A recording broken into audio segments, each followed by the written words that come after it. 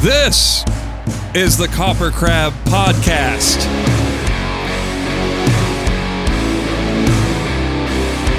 I am Navene Koperweis.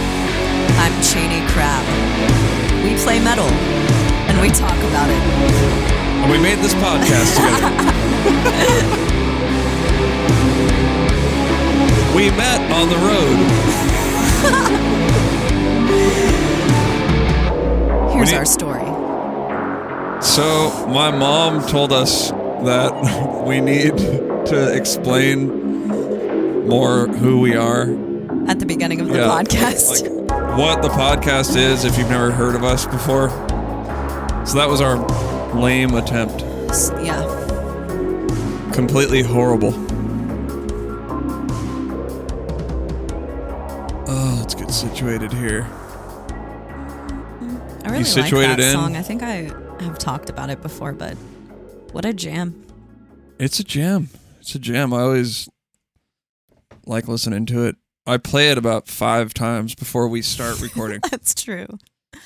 You gotta sound check. I play it 5 times and then I like practice doing the little intro. And then I practice and then I'm like, I'm not gonna do it this time, and you try to force me to do it every time and I don't. Because the one time you did it, you dropped the ball. Dropped the ball. I just think it's kind of your thing. You're really good at announcing it. This is the KoperCrabb podcast. There you go. That was it. You could have just done it. It would have been perfect. That's my radio voice. But, so... Navene, it's just the two of us. I know. I was just going to say that. I'm like... How does it feel? I'm kind of like, where's the guest? Wait, we're supposed to be interesting to talk to listen to? Yeah, well, the show is always a slow start. You think so? I think it's a slow burn, and then we get into some important stuff. Yeah. Well, this time we kind of wanted to go back through because a lot of people have sent questions over the past couple of weeks that we haven't really been able to answer or get to, so we figured we would kind of do some Q&A for roll you those guys out for this episode. And you know, a lot of people have sent us cool stuff, and yeah, so are we going to talk about what we're drinking on this podcast? Yeah. We like to do that. I'm having a Corona Light, dude. I'm having a chai. Oh, nice. Tea. That one that we got from Trader Joe's? Yeah, it's really good. Right on. Yeah, we're having it's just a normal night, you know? Couple beverage. Yeah, Thanksgiving was last week. So we're kind of in chill mode. We've been just chilling for the past week. God. We had family over for Thanksgiving. It was really fun. And all I did for 4 days was eat and lay around like a manatee. Yeah, we watched a lot of movies. We did. One of them being that piece of crap, The Irishman. We couldn't get through it though. We had to turn it off. We turned it off 2 hours in, and oh man, I just didn't. Was there any part of it that you thought was good? Honestly, I probably would have liked it if I wasn't hanging out with you guys, because you guys were talking so much crap about it the whole time. In a room full of haters. I kind of just joined in. Yeah, you know? I thought you were. Yeah, fuck this movie. It sucks. I thought you were the most neutral about it. I probably would have just watched it, but it was kind of confusing. A part of me wants to go back and watch it again because I am a fan of mob movies. I really like them. Like, a mob movie already has a high rating to me going into it. It's an easy thing to get to win me over with. Right now, this movie is sitting at a 0 out of 10 for me. Damn, that's pretty low. I mean, it's like... The audience might not know about your hyperbole yet. Chaney's hyperbole. That I exaggerate. Yeah. Well, we both do it. We're both heavy exaggerators, but I feel like we do it. You can tell when we do it. Well, we can tell. Oh yeah. But no one else can. Travis LeVrier can definitely tell when he points it out to us. Yeah. I mean, but we're around him all the time, so he's well aware of our hyper. We both do it. That's really weird. Poor bastard. We have a lot of things in common. Half and half? Yeah. We're the only two people apparently who like to drink the little creams when you go out to like a diner, like and a there's Denny's. the little cup, the little holder of single-use half and halves. Chaney and I will drink them all. Yeah. But I've done that since I was a little kid. So have I. I love the taste of half and half, and the warm half and half is way. Oh, that's better where than we cold. differ. That's where we differ. Oh, you like it when it's cold. Ice cold. Oh, I like it warm. Ice cold half and half. I like lukewarm. It's been sitting out on the Denny's table for like 2 days. Damn. That's prime cream drinking hour. I really love it. So yeah, another thing about beverages is if you need something to put your beverage in, We got we're cups, offering baby. cups. We have Get cups, one. you guys. So we got merch now. It's official. Chaney, where do they go to get these cups? They go to www.KoperCrabb.bigcartel.com. There Hit it the is. store, you guys. They're only $10. Yeah, we're They go keeping to them a good cheap. cause, We're keeping them cheap which for is now for the early birds. yeah. We'll probably ramp those prices up. I'm thinking they're probably going to be 20. I'm the new thinking year. we're gonna crawl. It's gonna be a slow crawl to Yeah. 20. 10. I mean, not very many mugs are $10 online. I pay. Well, some of you. I was gonna say some of you probably don't know this about me, but no one knows this about me that I collect state coffee cups. When we're on tour and True. stuff, I grab a coffee cup from a gas station, and I usually pay around $7.50 for my coffee cups. Yeah, that makes sense. But I'm talking about if you're a fan of a podcast and they offer mugs or a band mug, it's gonna be $20. Yeah, we're out here trying to make this money. Yeah. Exxon or whatever doesn't need. Is that the name of the gas station? It Oh, sounded yeah, right in my Exxon, head, yeah. but it didn't sound right coming out. Okay. They don't really need my money. No, and they don't have to So ship it. $7.50. They don't have to ship it. And they're probably buying in bulk, like 1 million at a time. We only got 75 of these bad boys. Yeah. So yeah, hit the store. Buy that. Yeah, Stuff. and of course, Entheos has merch online. Entheos We're also in a official. band. Let's stick Oh with my yeah, mom's thing. for those of you who don't know, we're in a band. I do vocals. I'm the Navene. drummer, and I do other stuff in the band, write songs and whatnot. Yeah, Speaking of which, I'm a lyrical. cat's out of the writer. bag. We're working on a new release. I'm dropping it, Chaney. Sorry. Boom. Boom. Bombshell. Yeah, we are. So today it's like What were we? a yeah. full disclosure. Neither of us really wanted to do the podcast today or work on music. We were both feeling really lazy today, and I sat down and just started watching television in the middle of the day, which isn't something I ever do. We were like, let's just fucking sit down and watch TV. Screw it. Yeah, so I turned on the Twilight Zone for about 3 minutes, and then I went through a really long coffee-fueled spiel about how we should be working on something. Yeah. To a point where it was like, all right, let's go work on it. Yeah. So that was pretty good. It only took us about 10 minutes to get ourselves off the couch. Yeah, and then we went and We got a whole part done. We tracked a bunch of vocals for our next release. So we have, I guess I won't say what the release is, but we have Per se. the whole thing is written for the most part. We got a skeleton. We do. We've got demo drums, demo guitars, and now we're working on the vocals. I guess we're trying to demo out vocals this time rather than lay them down after everything is set in stone. Yeah. So that way if a cool, catchy vocal part comes up, we're like, okay, let's repeat that. Or if there are parts that don't make sense, we can cut them out. Yeah, we're producing the album as we go. What a concept. Yeah. What a concept. So yeah, we're doing that, and that's a good, and the reason why we wanted to bring that up is because just fucking power through. Yeah, sometimes you have to do that. I know it's weird. Yeah. Because writer's block, we all get writer's block, so to speak, and we want to be lazy. I mean, I don't know if writer's block can be equated to laziness, but sometimes you just have to power through it. Yeah.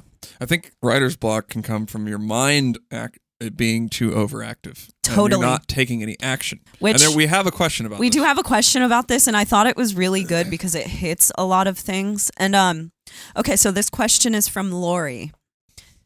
Lori says, Lori has a few questions, but this is one of them. How do you go about combating writer's block? During episode 4, you were discussing the question of mental health, which then diverged into working out what you do and don't have control over, and then doing something about the things within your control to change your situation. And Lori says he's a big believer in this concept. Navene brought up the idea of a 15-minute pity party that turns into a 15-year pity party. And I'm sitting there thinking, how are these motherfuckers narrating my life right now? That's funny. I feel like the only thing that's kept me in my slump for as long as it has is feeling like I can't create anymore. Can't is a bad word. So let's call it, I've not created anything I felt is on the level of what I want it to be. Yeah. So.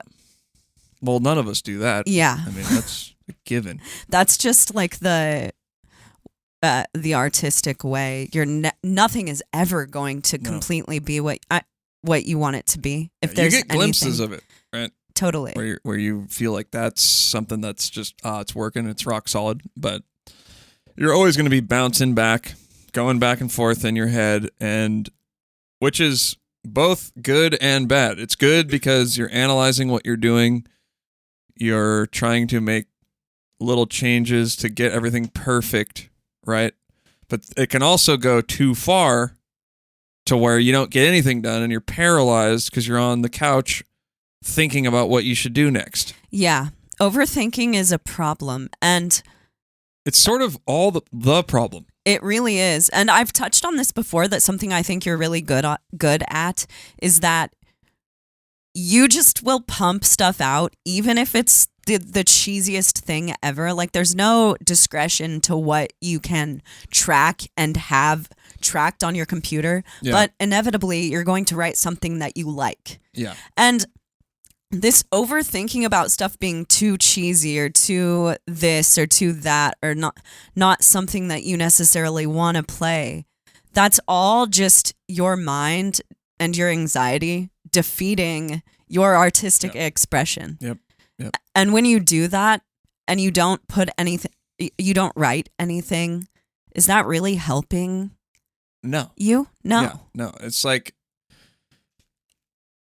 any action is better than just sitting on the couch overthinking. Absolutely. Overthinking doesn't get anything done. So a thing that I will utilize is I have many different facets to, if we want to just isolate music, there's a lot of different things I can do. So let's say I'm having quote unquote writer's block. Well, then I'm not going to write. I'm going to practice drums or sort of get my mind off of that one aspect that I'm trying to force. So maybe, everyone might not do as many things as I like to do, write, record, play drums, guitar, blah, blah, blah. But you can get out of that zone and then the pressure is off. So an example could be you're sitting there trying to write something, right? It's not working. You play guitar. Okay, let's say you just play guitar. You don't do anything else. Well, go on YouTube and learn a new phrase or a new lick. Get your mind off of it, but still do music. And for me, that looks like there are so many things that I can do that aren't that type of creativity, that aren't just writing. So if I'm stuck, I'll say, well, screw it. I'll just open the session. I'll start, I don't know, working on the mix or doing something. So I'm doing something to get me down the line. And I'm not fixated on, not being able to write the perfect intro for this song or whatever. Yeah. And honestly, Lori, we're saying this stuff. It's also us saying this to ourselves. Yeah. I mean, we just did it. We were on the couch. I didn't want to record. I didn't want to do anything. But what did we do? We went into the studio room. That's the first thing. Physically get yourself in there. Open up the session. I started listening to it. Started listening to the stuff, the new material. I was like, okay, this is pretty cool. Chaney comes in, we're working on this part. We've got a part done. Yeah. You know, and then now we're in motion. Now I'm like, okay, I want to do the podcast next. Totally. Because one thing leads to another. Absolutely. That always works for me. When I don't feel like working on anything at all, if I just kind of force myself for the first 10 minutes or so, once I hear one thing that sounds cool over a track, or like when I'm drawing one thing that looks cool, I'm inspired to continue to tack things onto that, because but that's also just how I work as a vocalist and as a lyric writer. It's that I like to build off of one part. And I am so the type of person who thrives when I'm recording in my own house and just doing one part at a time, one part a day, surrounding all of the other things I do. Try it out. It adds up. I mean, that's how you eat an elephant, one bite at a time. And things in motion tend to stay in motion, right?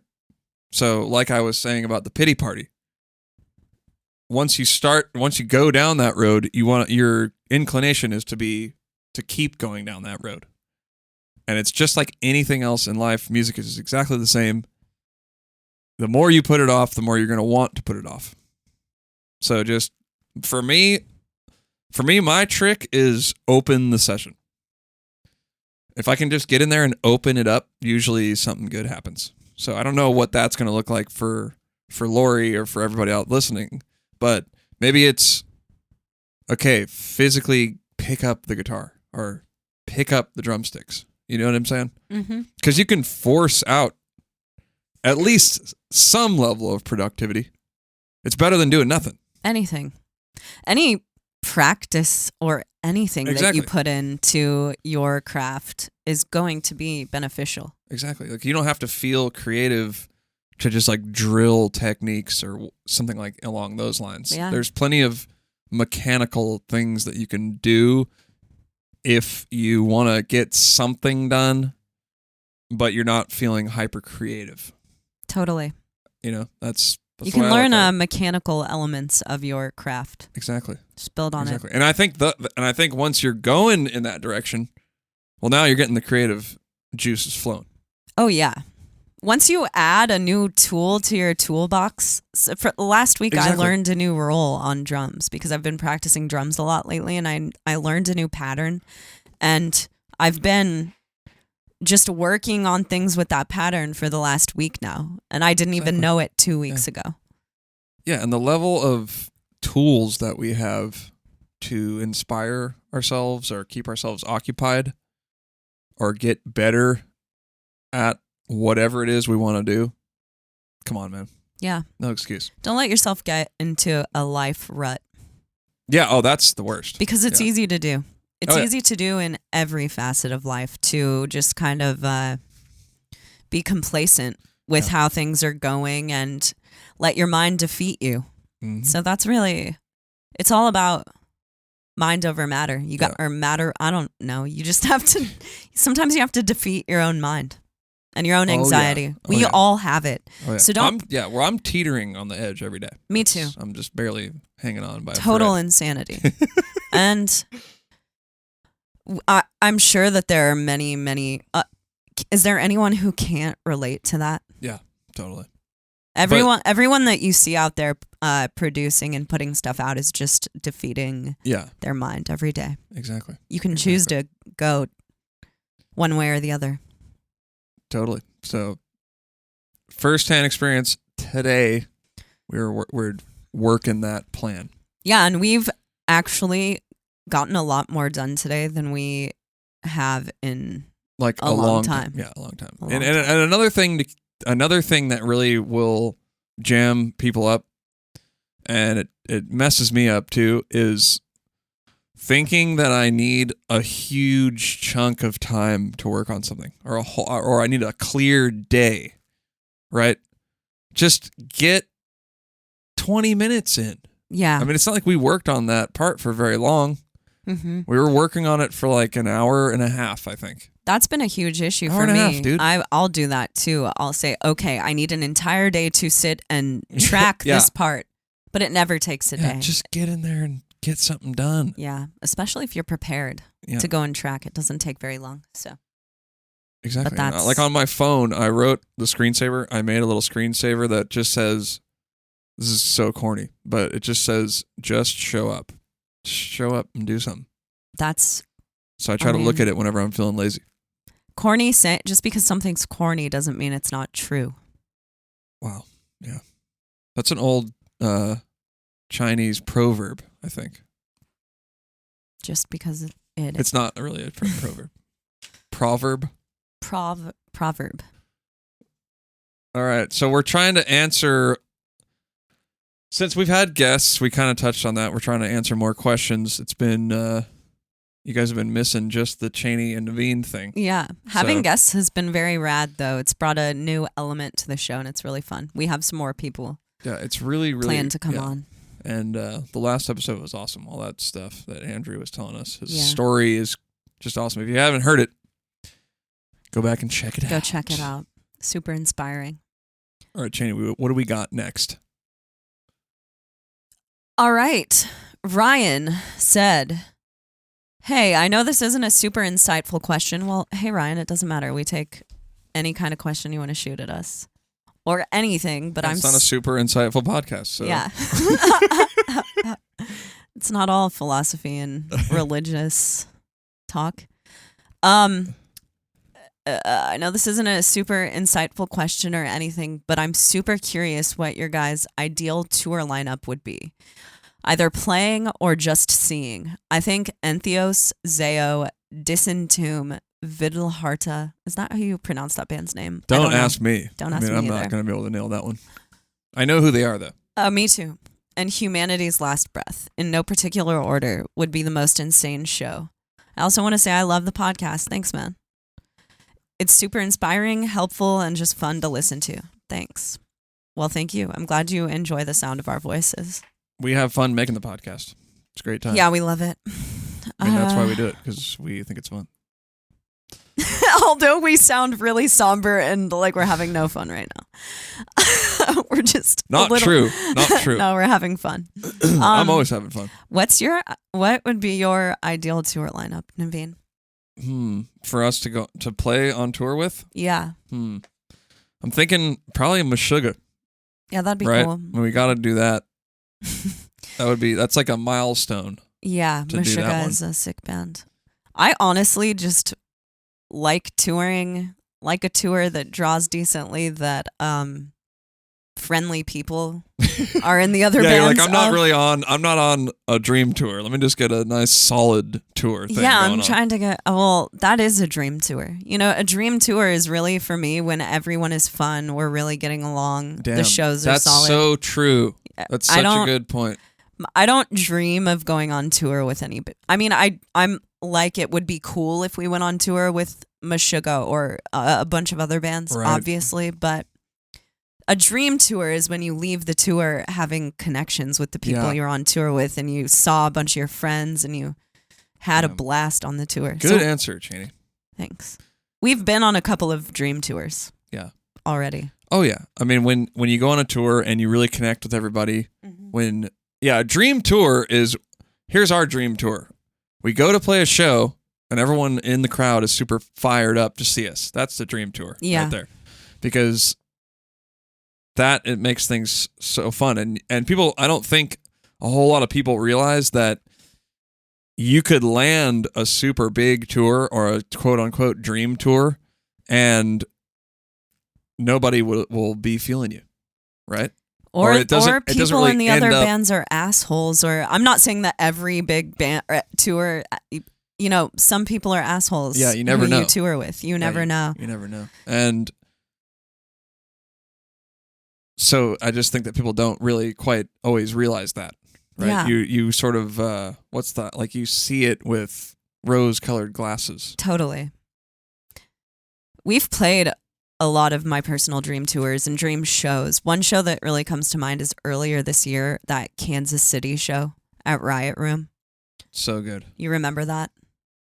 On the Rivers tour, the whole room freaked out. Yeah.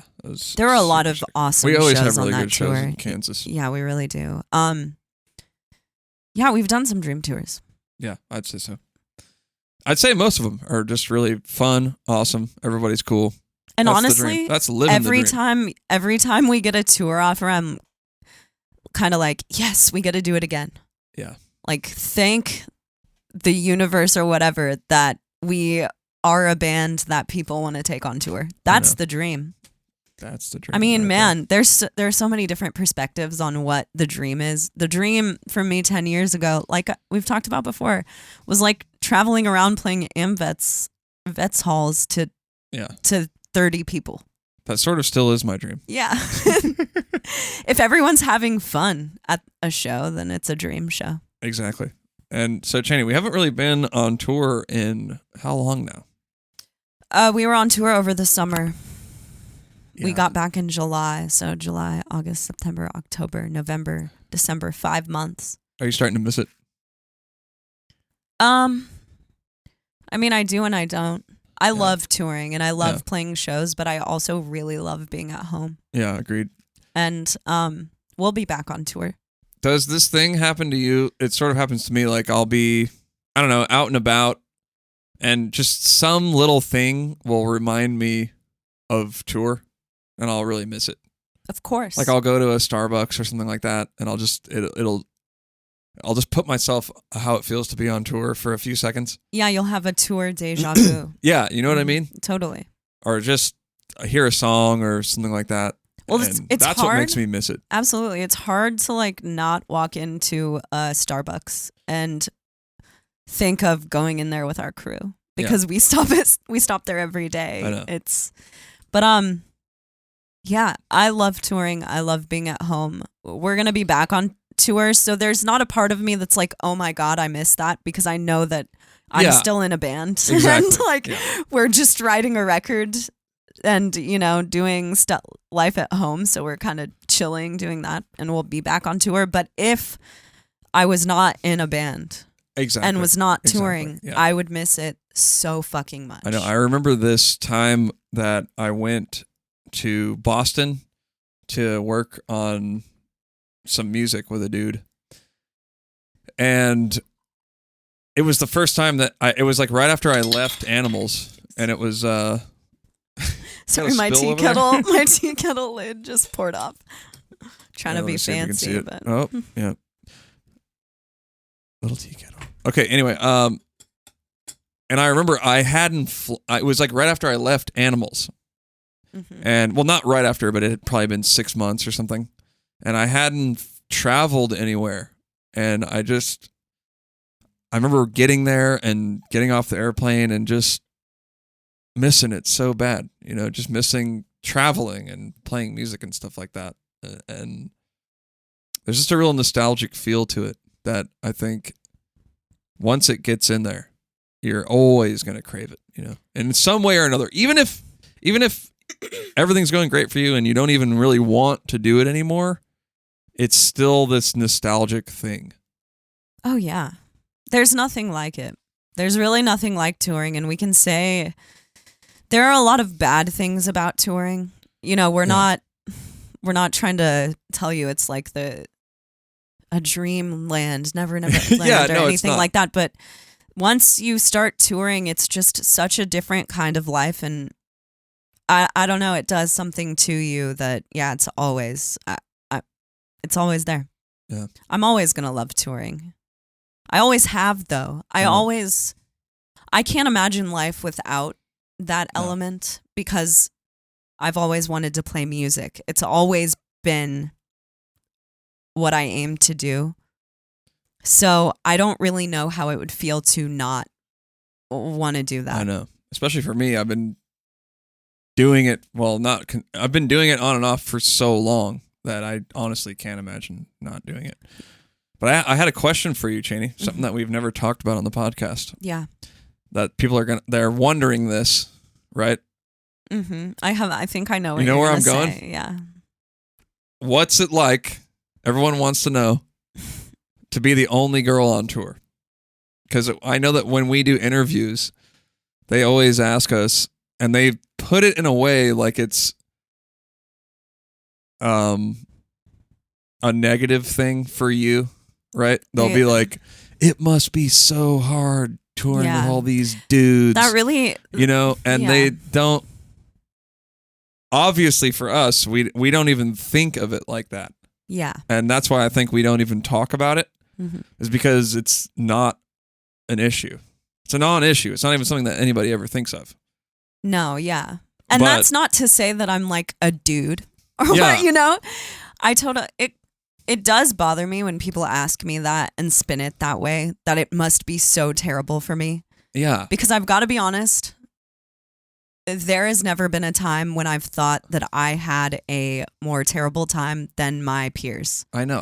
Who are mostly men. Yeah. It's hard to be on tour no matter who you are. My gender has never played into that. Sure, I get hit on, of course. It's not, but so do guys. Guys get hit on. It's never.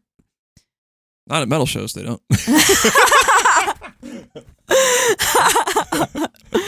But I mean, it's something that I know this sounds cliche. I rarely think about it. I rarely am just sitting there dwelling on how it's me and I'm on tour. Right. I don't know. I've never felt like an other because this has been my crew. I've been in the metal thing since I think I was 12 or 13 when I started going to local shows. Do you think that plays into it? Because I was kind of thinking about it more, and I think maybe because you've been in that community and that going to that environment for so long that you don't feel weird about it at all. So it's good to go. Oh, I'm sure that has something to do with it because that's essentially the group of friends that I cultivated for myself from the time I was really young. And I don't know. It's hard to answer that because on the other, I've never been a man in a band. Right. I can't say this is how different it is because I'm not experiencing what it's like to be a guy on the road. Yeah. The things that are really obviously different for me are that I can't pee in a bottle. So we tour in a van. We have to stop for me to pee. Yeah. I don't know. There are other things that I'm like, this would be way easier if I were a guy.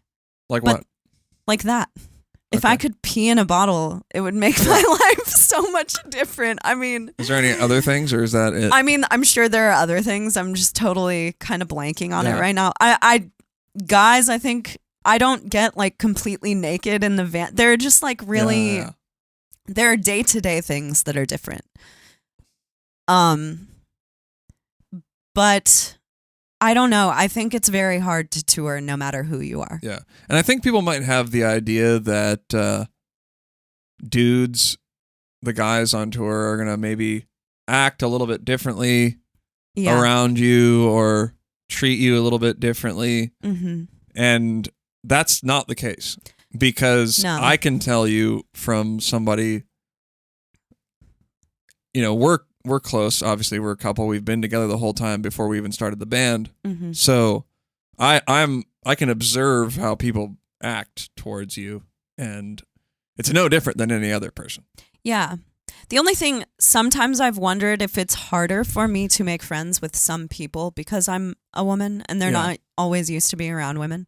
And then maybe they might have a wife or girlfriend at home that's kind of like, oh, there's a girl on tour, something like that. Maybe. Yeah. On the flip side, a husband might be like that at home too. Oh yeah. So I don't know. It's a very male-dominated thing. My whole life, my best friends have been primarily guys. Yeah. I've just had a lot in common with guys. I play, like we're talking about, the thing that I've invested my heart and soul in is mostly men. Right. And I've only been on tour with, I've done a few tours with other women. It's rare. Yeah, it's really rare. I wish that it happened more often because when it does, it rules. Because women in metal, we all like bond. Yeah. I don't know if anyone knows that, but behind the scenes, we're like all, that's something that very few people can relate on. Oh, yeah. So Oh, with that being said, the band I want you guys to check out this week is Spirit Box. They put out a really sick single last week. It's really fucking good. Yeah. And they have a girl in the band. Whoa. Oh my God. I guess we female-fronted metal. Mention that. But they're really cool. It's they're another couple in a band. I think we've talked about them before. Like, yeah, we have. I talked in another episode. I talked about how I think that they've just done a really good job with their band. Yeah, check out their new single. It's really cool. Totally. I wonder if we asked Courtney that same question, if her answer would be the same, similar answer. I don't know.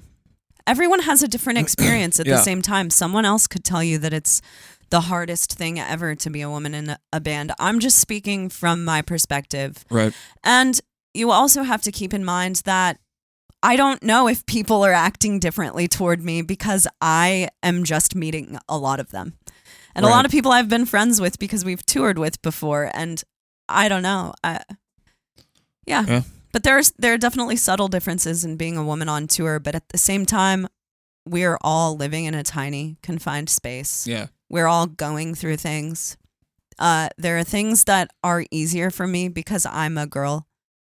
It's easy sometimes there are perks to being a girl. What are the perks?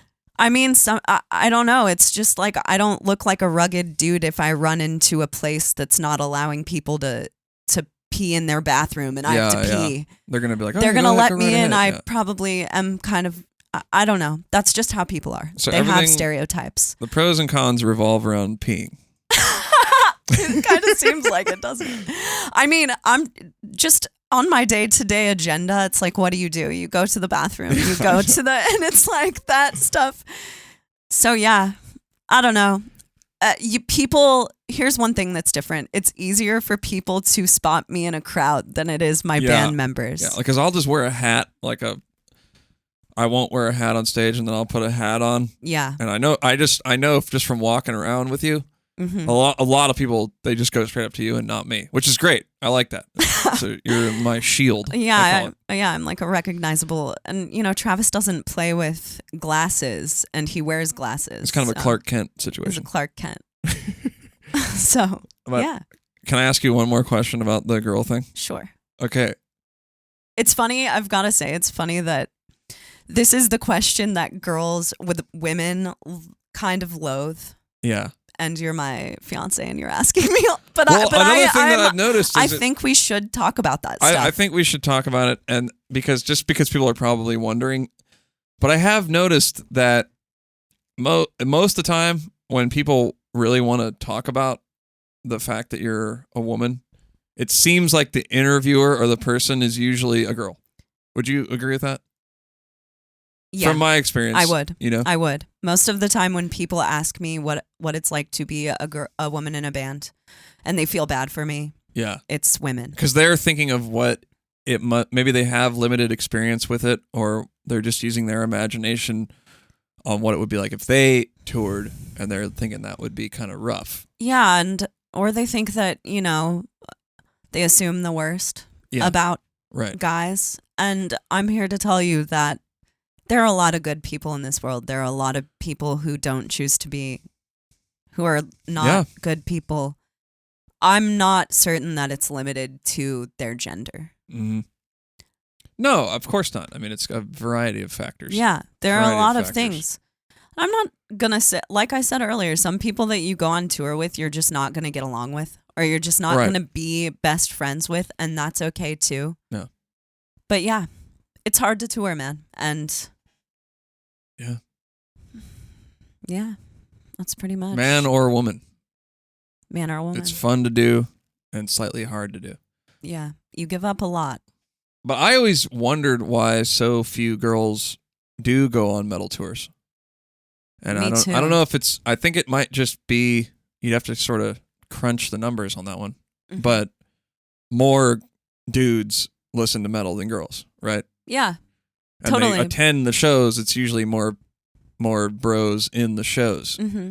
So it's also, I maybe so you're just going to have fewer people on tour that are girls, right? Yeah, I think so. It's also just a personality type to go on tour. You have to be I don't know how to say this, and you just kind of have to be a low maintenance person to a certain degree. Yeah. And not everyone, you're just cutting down the numbers of people who would be interested in the thing because it's rough to tour. It's also hard to get on tour. There are a lot of women out there in local scenes who just aren't touring. Right. Yeah. We've had a ton of local bands that have women in them who have opened for us. That is true. And that is true. Yeah. Yeah. And maybe, I don't know, maybe girls like showering a little bit more than dudes. Hey man, you can make it happen on tour, believe me. But yeah, it's uncomfortable to be on tour. You have to sacrifice a lot of things, and so I understand why people don't want to do it. For a lot of people, they go on tour, they want to play in a band so bad, and they go on tour and they realize that it's just not their thing at all. Yeah, and sort of back to that point that we were making earlier, it's something to keep in mind as you sort of climb up the ranks, so to speak. When you get this dream tour, it might not even be as good for you or as fun as the smaller tour that you did the previous year. No. So sometimes it's the case when you're opening for like a huge band that people really only want to see the huge band. Yeah. They don't care who the local band is or who the opening band is, and they think you're just a band that's from their town that they can probably see all the time. Exactly. Like, people have asked us that before, right? They'd be like, so many times. So you guys are from here, right? Yeah. And they don't even know that we're on the tour. Yeah. And that's particularly on bigger tours. Yeah, it really is. And that's totally fine because that's just the nature of the beast. But it can... People will get an idea that the bigger the tour is, the better your band's going to explode after one huge tour. But it's really in the persistence. It's like back to that consistency always. Yeah. It's just keeping it going. Yeah. Building. Mm-hmm. Building always. Yeah. And that's ties into our first point. Just get in there and do something. Yeah. Do something. Every tour counts. Every minute even if you have to force something out just to get something done to feel good about yourself that day, that's okay. Yeah. I mean, let's look at it this way. When you have a job, there's so many times that you do not want to go into your job. Exactly. There are days you wake up and you are just thinking of excuses to get out of work that day, to stay home and sleep longer. But what do you do most of the time? You just push your ass out of bed. Yep. And you're like, I got to go make money. So look at playing music like it's your job. Just because it's an artistic pursuit doesn't mean that it can't be treated like a job. I know that that's sort of like looked down on. It's looked down upon to say that it's a job, and that doesn't mean that we treat it in this weird clinical way. That means that we're on it because we want to produce in a way, because we want to get our stuff out there and we want people to hear it. It's just, you kind of have to, especially with the internet and everything, how quickly people are putting out 5 playthroughs a month. Exactly. You just gotta like do it. And what's gonna feel better? Not doing anything or doing something that's not ideal. And this is something that has really helped me over the last year, because a lot of people have that all or nothing mentality. And especially, I think, with musicians. Or, well, probably everybody, but I guess I'm more in tune with musicians, so I think of it that way. But you think if you can't do it perfectly or in this exact way that you want to do it, then I'm just not going to do anything. Mm-hmm. But at the end of the day, it feels better to do something not at my best than to not do anything. Does that make sense? Amen. There it is. So fucking force it out if you have to. I don't give a shit. All right, let's go for another quest. What do you think? All right, we have 2 pretty quick ones here. Daniel says, this is for you. How do you manage all the wear and tear on your body from drumming as you get older, specifically your wrists and shoulders? Do you have a stretching routine before you play? Does working out help? Good question. Well, he also tells a story of when he was younger, he could play forever, and now he's sort of getting some joint pain and whatnot. Mm-hmm. But yeah, I'm working through that right now for sure. But do you have pain? Well, it's not necessarily from drumming. I think it's just from life. As you get older, you get aches. You get aches, right? This is something that everybody talks about, and of course, it's going to bleed over into drumming and your whatever your instrument is. But yes, definitely workout. I think that people who are more active as they get older are going to have a lot less of that stuff.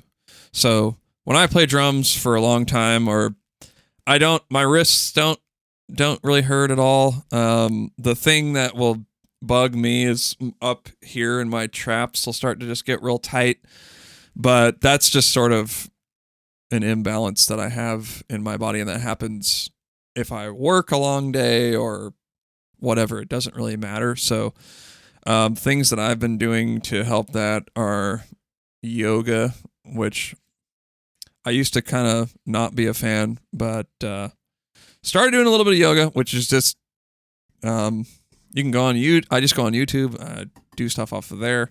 That helps. And then, of course, I've talked about it before. I like to work out. Recently, I've been keeping it pretty light, just doing kettlebells and body weight stuff like that. I think I've been thinking jumping rope is a good thing for drummers to do, because it sort of is a coordination thing, and it ties in your wrists, and that would help. But stay active. I mean, we can't stress enough staying active, especially when you get older. Yeah, that goes for anyone. Yeah. Not just drummers. Just staying active is going to help. Yeah, and for me, I'm not trying to sound like a badass or something, because I'm not, but in terms of a physical thing, drumming is one of the easier things that I do for a hobby. Or even at work. My work is physical, so that takes a lot of energy. And if you do any type of serious working out, or even semi-serious, it's more of a workout than drumming. And people say that to me a lot on tour and stuff, like, "Oh, you're getting a great workout drumming." I don't see it that way. I don't think it's that much of a workout.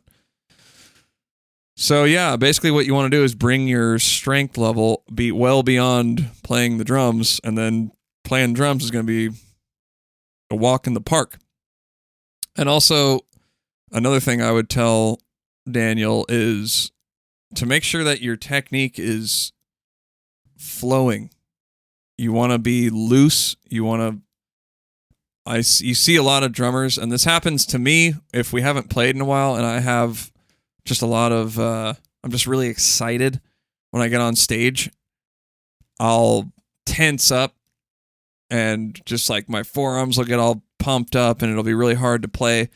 So you want to focus on staying relaxed and keeping your technique with a lot of flow, breathe, all that good stuff. What about you, Chaney? When we haven't played in a while, do you feel like tight and stuff on stage? When we don't play in a while, it's not that I'm tight on stage. It's that I haven't worked out the parts in the song where I need to be breathing. Because that's really important for a vocalist to kind of go through the parts and just let yourself know when you're going to get a chance to breathe, because when you spit out lines like a death metal vocalist does, or whatever you would consider me, I guess. I don't know what kind of vocalist I am. But when you spit out quick lines, or you do insane patterns and it's hard for you to take a breath, you got to know when to breathe. Otherwise, you're not going to be able to spit it all out, and your performance will be compromised. So First show back is always a little wonky for me, but that's just how it is. Yeah. You're working out the kinks the first show. Definitely. Especially if you have 30 days. I feel like we usually sound at our best about a week or two in. Yeah. And I really hate days off. Oh, yeah. Days off can jam you up. Those alone will fuck me up. But yeah, the worst thing that happens to me the first show is always the wind thing or the breathing thing, and that I always have whiplash. Yeah. After our first show back, because I bang my head a lot. You get hardcore bang-overs. Very bad. Chaney goes hard with the head banging, for sure. I know. I'm getting kind of scared that my neck is going to be really thick when I get older, so I'm trying to like chill on that. But I'm really, I like to move around on stage. The metal makes me feel like I want to go fucking crazy. You know, it's like, I'm screaming. It's so primal. It's, but I got to control it so that I can live a long and happy life. Agreed. Without a big fucking neck. Yeah, I love when we get to that point a week or two into tour and you're just no big deal. Yeah, you're just in that pocket. Got this. Yeah, then it's just like butter. It's the best. Best feeling. The best. The best. Okay, I think we had another someone asked us, TJ asked here. us if we hey, cheers from St. John's, NL, Canada. I'm loving Entheos in the podcast. Saw you guys play last year at Heavy Montreal. Sick. God, that was such a fun show. That was a good time. That was a good time. We went into that how so fun. Phallus ate your dessert. Oh yeah, Phallus ate my dessert, but we didn't talk about how it was one of that was a dream show. That's a dream right there. That was a dream show. That's a freaking dream. It was so much fun. Yeah. I can't wait to. And I just heard that they're not doing Heavy Montreal next year. Right. Right. Fuck. Why are they not doing it? I heard that too. I didn't actually read the news. Got some story. news. Oh, I got I got myself a headline. I thought it was because there was too many other festivals around that time. Yeah, that sounds familiar. They were probably familiar. worried about attendance. That sounds like familiar. That. But man, that was such a fun festival. Okay, I need to finish your question. Yeah, Sorry. That's TJ's question. I was wondering. Sorry, Tej. I was wondering if either of you have read Extremity Retained, written by Jason Netherton of Misery Index. It kind of goes through the history of underground extreme music, and I thought it would be cool to hear your thoughts about it. Well, I haven't read it. Neither have I. Sounds cool. It does sound really cool. I remember when he put that book out, and I was like, wow, that's awesome. Don't we know someone who has read it? That sounds like something I think Chase Frazier would might read. have it. So maybe we should check that out. From the and we'll report library to back. Frazier. Sounds cool. Sounds very cool. I'm sure that it would hit some nostalgic points for both of us. Totally. I don't believe I'm mentioned in it, so that's kind of a reason for me not to check it out. No picture of me, so I don't know if it's really covering the entire history of death metal, but No, but Jason Netherton is really cool, and I've always been a fan of. He was in Dying Fetus, so huge fan there. Obviously, we love the and Fetus. Then, we share that. We share a love for Fetus. And yeah, Animosity, my old band, went on tour with Misery Index. Humble brag. Back in the day. Humble brag. That's just a brag. It's not When's humble. back in the day? I think it was 2005, actually. Jeez Louise. Yeah. I bet some of the people who listen to our band weren't even born then. You think so? 15-year-olds out there? I bet there's a couple. Like I stuff? have a picture that was drawn for me by a very young child. Damn. Oh, yeah. Yeah, definitely.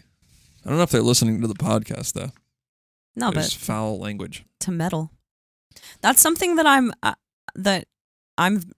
I've never done. What is that? Used foul language in a song. I know. You know this, but I'm very not into using foul language in songs. I like it. I like keeping it clean, so to speak. Yeah, which is funny because I cuss so much. I know. When I speak. But I don't know, there's something that I've always thought wasn't it sort of dates it in a way. I think so. It's kind of like if you used slang. Right? Yeah. That would kind of be the same thing. Dare I say it seems a bit immature. Damn. Called out. I'm not calling anyone out. For the record, I don't care what anyone does with their lyrical content. And for some people, it totally works.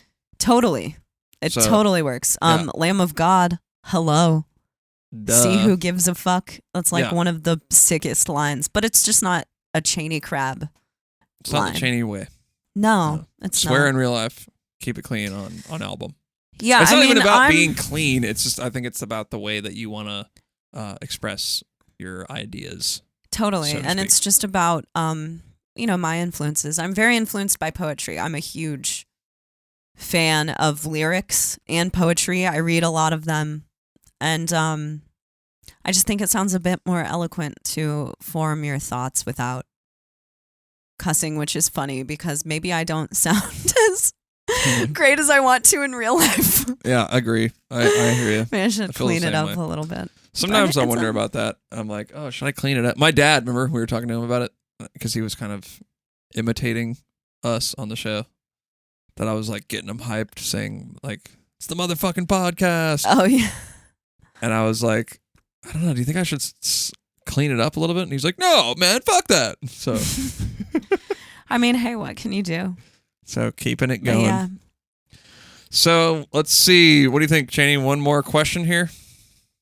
Question of the night. Yeah. Let's do one more question. I think that the other questions are also from Lori. Let's bring it back around. Okay. Lori basically, first of all, I want to say, Lori, thank you so much for your excellent note. It means a lot to us. It's a lot to read. So we're just going to read the questions on air. But, there you go. But thank you so much for sending our love to you. You're awesome, man. So what you asked is, while I know it's ridiculously expensive for touring bands to do, what are your thoughts on doing an Australian tour at some stage? Do you feel like Entheos will get to the point where that could be a reality, even though you're playing fairly unique metal? Yeah, definitely. I don't think the fact that the metal is unique is hindering us in any way. No. But I've always wanted to go to Australia. Everyone that we've met from there has been really cool. All the bands. Do you remember when we toured with Dead Letter Circus and Kim, their vocalist? Certainly. Well, I think their entire band did this. I can't remember who specifically did it, but they wrote us out an entire list of Australian slang. Damn, I gotta dig that up, dude. I know. I would love to see that. Like, there's a lot of different cunt words.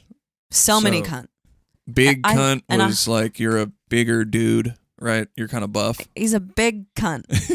That's probably terrible. Then a sick cunt is somebody who's, just a super badass. Mm-hmm. Honestly, I'm just like 5 of them. I want to be in a society where you can use the word cunt just all willy-nilly like that, because here it's kind of like if you say cunt, if you say, oh, that person's a fucking cunt, it's like, oh my God, how could you say that about That's pretty serious. Bill? Yeah, I know that it's serious in the UK, right? I don't know. Yeah. Maybe someone can comment and tell us if it's a big deal in the UK to say cunt. Yeah, but he wrote us out a whole list of Australian words. We gotta dig that up. Yeah, so you could say that we're like really prepped and ready to go to Australia. Yeah, definitely. Yeah, we definitely want to go to Australia. And we will.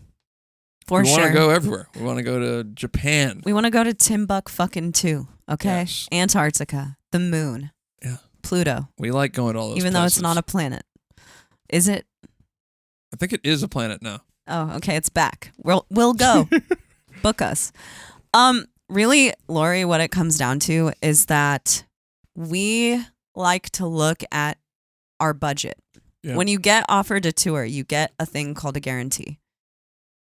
And that's the rate you get paid. In Australia, from what I understand, you have to fly from show to show because the cities are so far apart, which definitely adds, on top of the fact that we're American and it's going to cost us a lot of money to fly there in the first place, it costs a lot of money to go from show to show. So we get guarantees, or we get offers. That's what happens when you're a band. You have a booking agent. Your booking agent gets an offer and gives it to you. Yep, and the offer is from a bigger band or the bigger band's booking agent, and they're saying, "Hey, we're going to offer you this much to go and play these shows. And it's usually And you a say vague yes or no. date range, like, they'll say November, December, or something like that. Yeah, And then- you usually don't get exact dates. And they right usually away. want to know within like an hour. for some reason. Or they say that, but they'll wait. Yeah. They'll wait. World's gonna end if you don't answer now. This offer will self-destruct. But I think the promoters in Australia are well aware of all those costs. So usually when I think you get an offer, it's worth doing. Yeah. So yeah, we will come to Australia. It's definitely feasible. We're just waiting for the right offer. And for, we have to weigh stuff out too. It costs money to be in a band. We're normal people who have to weigh out the pros and cons of every situation. We've turned down tours. I will tell you this right now. We've turned down tours that it hurt. Yeah. It felt like getting stabbed in the heart Yeah. to have to turn down the tour. But after the tour is done, you kind of it doesn't bother you. Yeah.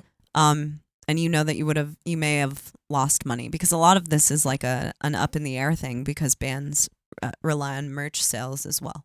And in the very beginning, you have to take a hit. You have to have some initial upfront. It's not a big deal. And we're not saying that for the whole entire time of the band's been around, we're sitting there with one of those, a calculator and one of those tax guy green hats. It's just and a cigarette. Yeah, and sometimes it's worth it to take a little bit of a hit or a risk, and you're going to be somewhat okay.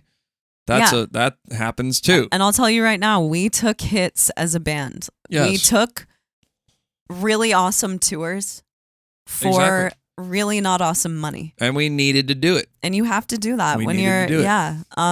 I think we're just trying to, as time goes on, be a little Keep the balance. Yeah, you don't want to be too picky, but you do have to consider all things, and we're living, breathing human beings with money that we have to pay to other people to live. Very true. And to run our band. And yeah, we just consider all of those things. So the minute that we are able to wisely intelligently pull off an Australian tour, maybe we'll take a little bit of a hit. I know, because maybe even we want to go to Australia so semi-intelligently. bad. Yeah, maybe even semi-intelligently. Not everything can be under a microscope. Sometimes you got to jump. Exactly. But so we're going to come to Australia. And I'm saying that because that makes it real. I agree. Well, that's going to wrap it up for tonight's show. We hope everybody had a great holiday over the weekend and enjoy your week. Once again, thank you guys so much for tuning in to our little program. Yeah, we love doing this. It's so fun, and it's been awesome to connect. Yeah, I like to say that just to remind you guys how thankful we are for you listening to this, because it's crazy. And it's our therapy. Yeah, we're having a good time doing this. And we hope you are having a good time listening to us. Definitely. And keep leaving us them reviews and all that good stuff. Yeah. Send in the questions. Chaney, where do they send the questions? Send your questions to KoperCrabbPodcast@gmail.com. There it is. So thanks a lot, and we're going to have some more guests for you guys. Thanks for stopping by. Yeah. We'll check you guys out